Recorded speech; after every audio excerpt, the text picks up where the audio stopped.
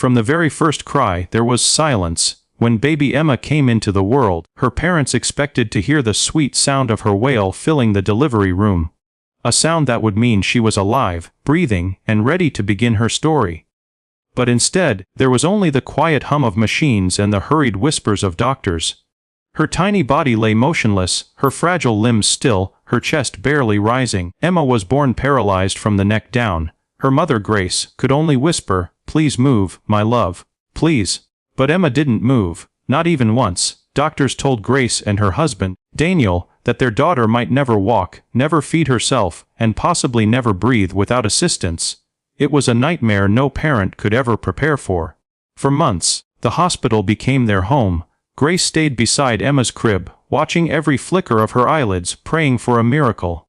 Daniel tried to stay strong, but his eyes often betrayed the fear that lingered behind his smile. Every test, every result, every doctor's visit ended with the same heartbreak. There's little we can do. But miracles don't always come from hospital rooms. Sometimes they come with 4 paws and a wagging tail. When Emma was nearly 1 year old, Grace decided they couldn't stay trapped in sorrow anymore. The doctors said it was safe to bring her home, though she would require constant care.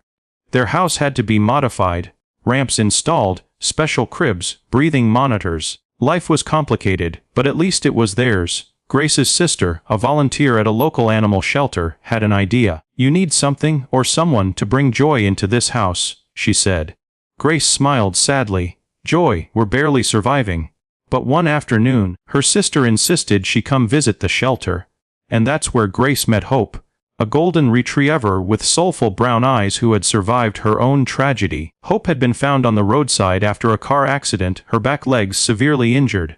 Rescuers weren't sure she'd walk again, but against all odds she did, slowly, painfully, bravely. Something in that dog's eyes reminded Grace of her daughter. Resilience, spirit, a refusal to surrender. So Hope came home. At first, Grace worried, how could a dog help a child who couldn't move?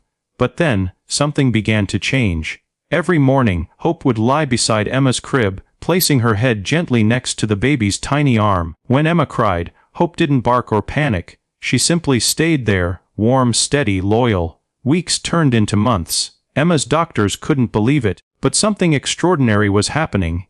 Emma's fingers, once limp, began to twitch. Her eyelids fluttered more. Her breathing became stronger. It was subtle, almost invisible, but to Grace, it was a spark of hope that hadn't existed before. The therapist encouraged Grace to keep Emma stimulated. Sounds, touch, love. And somehow, Hope did all 3. She would nuzzle Emma's cheek with her nose, gently lick her fingers, and wag her tail every time Emma made a sound. The house that once echoed with silence now hummed with life. But not everything came easy. The journey was filled with challenges. There were nights when Emma stopped breathing, and Grace would panic, rushing her to the hospital. There were days when therapy failed, when the weight of exhaustion made Daniel question if their hope was only a dream. And there were moments when Grace blamed herself, wondering if she did something wrong, if she could have prevented this. Even Hope, once strong and patient, started showing signs of fatigue. Her old injury flared up, making it painful for her to walk. Grace considered returning her to the shelter, thinking maybe she needed rest. But the day Grace packed Hope's things, something unbelievable happened. Emma, who had never spoken a single word, let out a soft sound. "Mama." It wasn't perfect, it wasn't clear, but it was real. Grace froze, tears spilling from her eyes. Hope, despite her pain, limped toward Emma and placed her head on her chest. Emma smiled. It was the first real smile she had ever given. From that day on, Grace knew Hope wasn't just a pet. She was part of Emma's healing.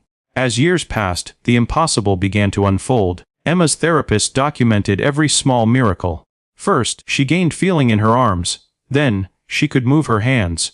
She learned to hold a spoon. Each milestone was celebrated with laughter, tears, and a wagging golden tail beside her. But the most astonishing moment came when Emma was 5.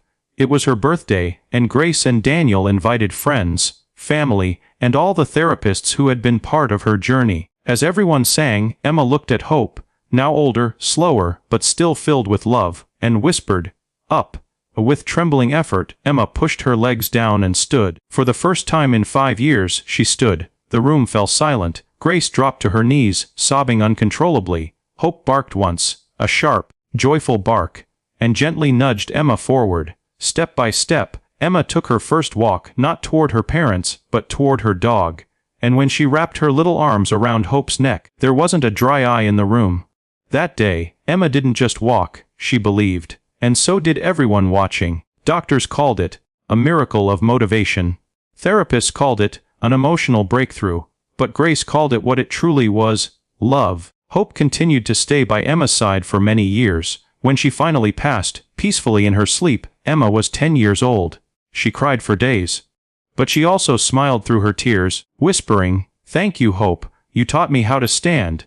And she meant it, both literally and spiritually. Today Emma is 16, she walks with a slight limp, but she runs, dances, paints, and visits children's hospitals with a new golden retriever named Faith.